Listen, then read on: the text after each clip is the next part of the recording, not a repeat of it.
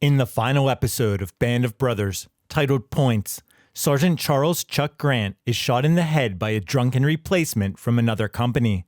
But what does the series change about the real-life shooting and the events leading up to it?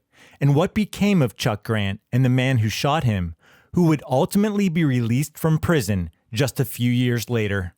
In this video, I'm going to answer those questions, but first, it's worth getting to know Sergeant Chuck Grant, who is well-liked and respected by the men, including the commander of Easy Company, Captain Ronald Spears. Staff Sergeant Charles Ensworth Grant, who went by Chuck, was born on March 1st, 1922, in my hometown of Pittsburgh, Pennsylvania. His family moved to Los Angeles when he was young, and LA is where he grew up. Prior to enlisting in the Army on August 18, 1942, at age 20, Chuck Grant had been working at the Vega Aircraft Factory, a subsidiary of Lockheed, producing military aircraft for the war effort. The job meant that he was exempt from military service, but he still decided to enlist. The good-natured, blonde-haired, blue-eyed, athletic Californian volunteered for the paratroopers and was sent to Camp Toccoa in Georgia, where he joined the 2nd Battalion of Easy Company, 506th Parachute Infantry Regiment, 101st Airborne Division, under the strict command of Captain Herbert Sobel.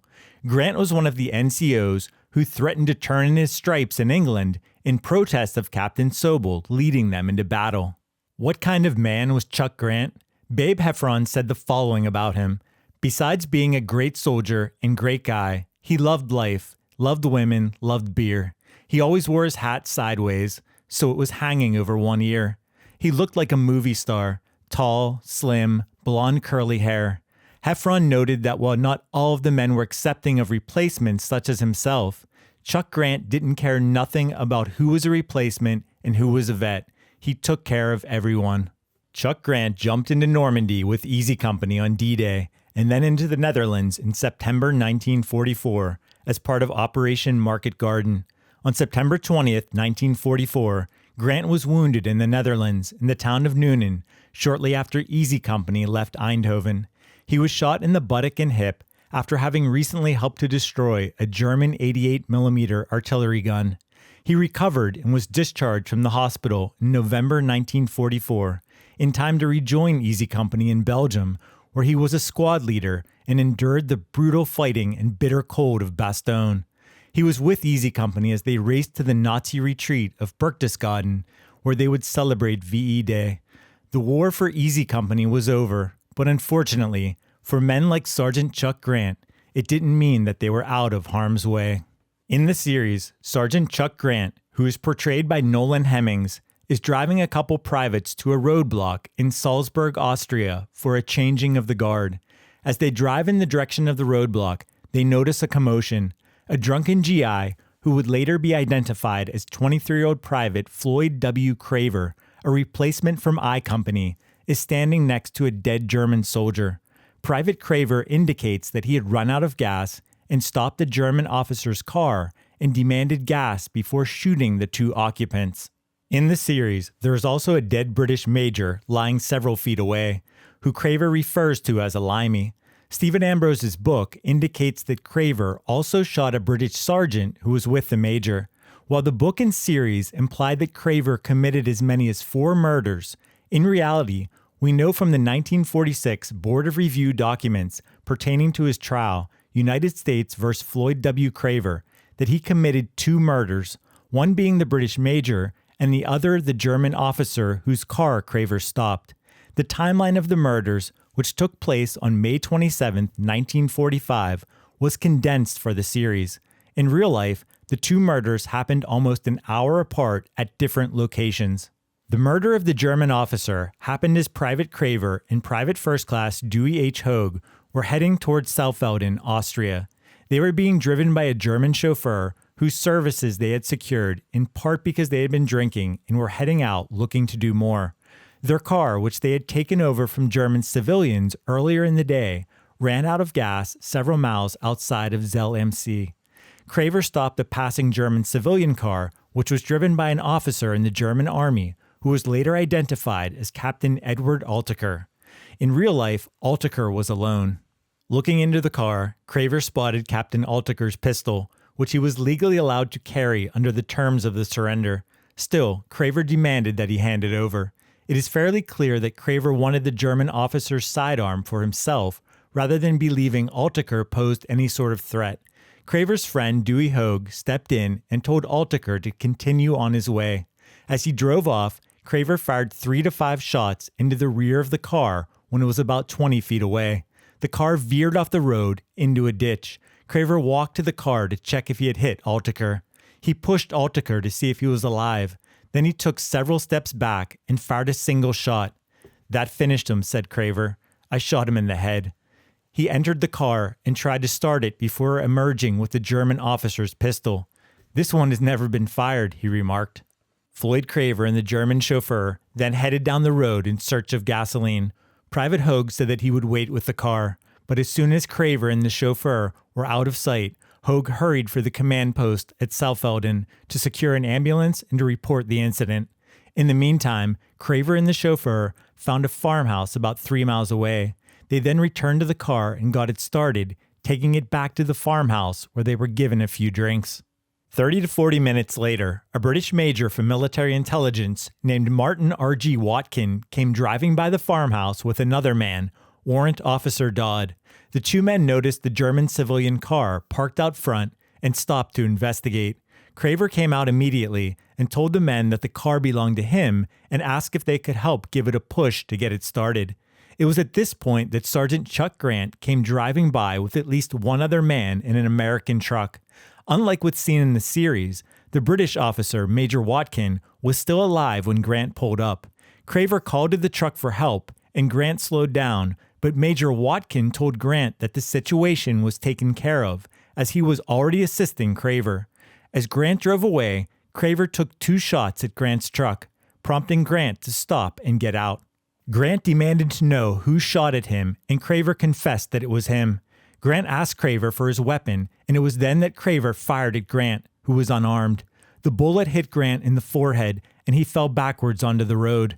The 2 British soldiers, Major Watkin and Warrant Officer Dodd, ran to take cover as Craver turned and began firing at them. Major Watkin ran down an alley, but was shot dead by Craver. Warrant Officer Dodd survived and discovered Watkin's body in the alley a few minutes later after Craver fled on foot. In the series, like in real life, Grant survived the wound due to the intervention of Captain Ronald Spears, who refused to accept the prognosis made by the doctor at the aid station, who said that there was no hope.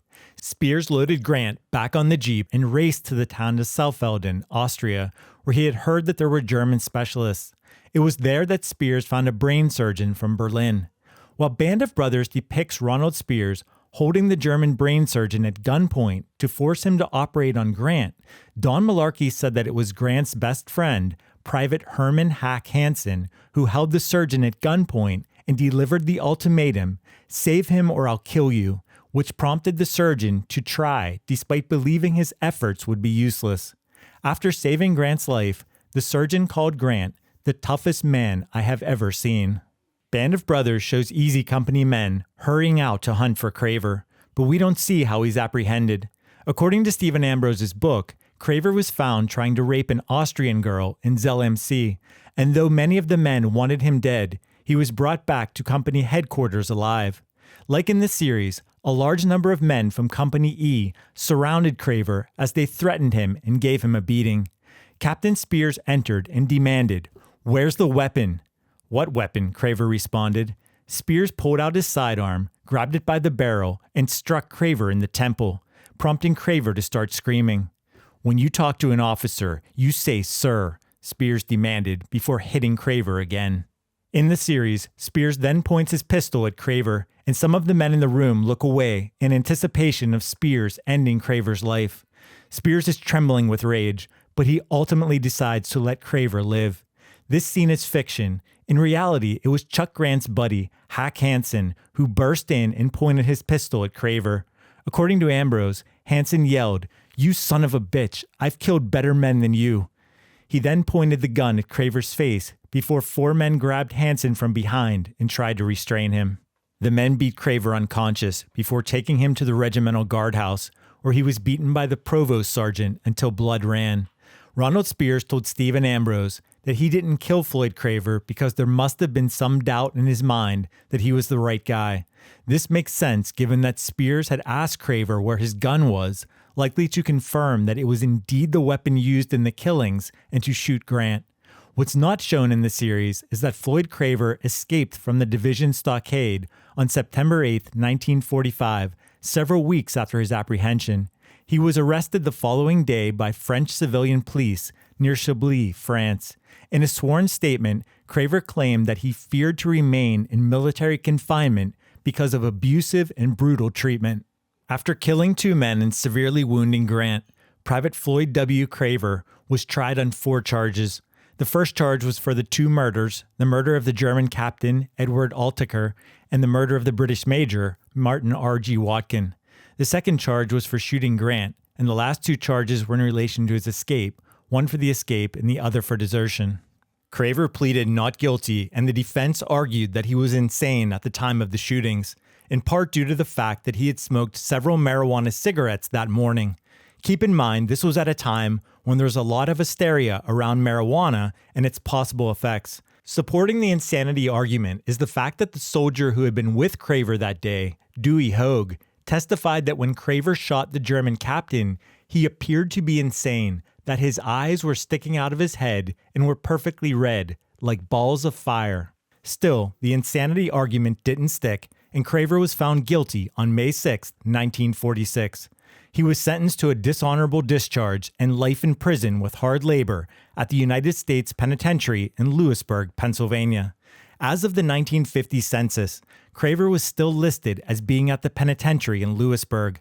However, for reasons unknown, he was released sometime in the 1950s. His military records were among the millions destroyed in the July 1973 fire at the National Personnel Records Center in St. Louis. While it's only speculation, it's possible that the intense beatings Craver took after being apprehended are what resulted in his release upon an appeal. The Army would not have wanted these actions to be put in the public spotlight at another trial, in addition to having to reinduct soldiers for a trial who had already been demobilized and home from the war.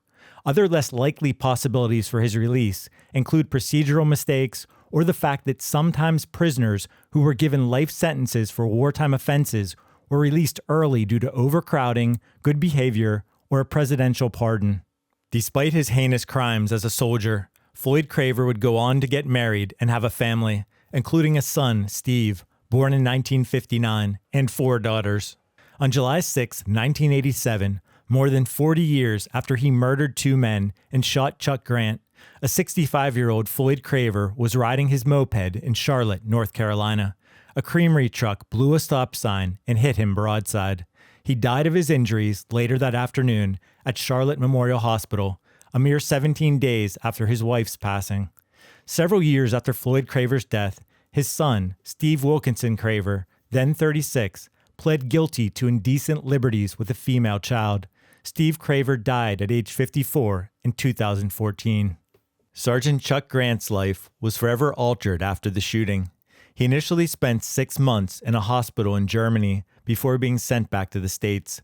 He endured a long and grueling recovery from the wound to his head and brain, which was marked by infections. In the end, he suffered permanent brain damage that left him with some difficulty in speaking, and according to his hospital discharge record, partial paralysis to his upper and lower extremities on his right side. He was discharged from the Army on November 3, 1945, with full disability. However, his injury didn't stop him from striving to live a full life. He settled down in San Francisco, where he operated a small cigar shop. He married a woman named Norma, and they had a son and eventually grandchildren. Chuck Grant was active in veteran circles. He attended a number of Easy Company reunions with his wife and served as a representative for the 506th Parachute Infantry Regiment in the 101st Airborne Association. Of Grant being severely wounded, Babe Heffron stated, "It was terrible, one of those strange things that happens. Chuck was one of the best guys and one of the best soldiers in the platoon. He was sharp as a tack, too. But that all changed after he got shot. He came to a couple of our reunions, but life was hard for him. It was tough to see him like that. For that to happen after the war was over was hard to take." Chuck Grant died at age 60 on October 12, 1982, 37 years after he'd been shot by Floyd Craver. If you found this video informative and want to learn more about the real-life soldiers depicted in Band of Brothers, including what happened to them after World War II, hit that like button and subscribe to our channel. Anchors away, my friends.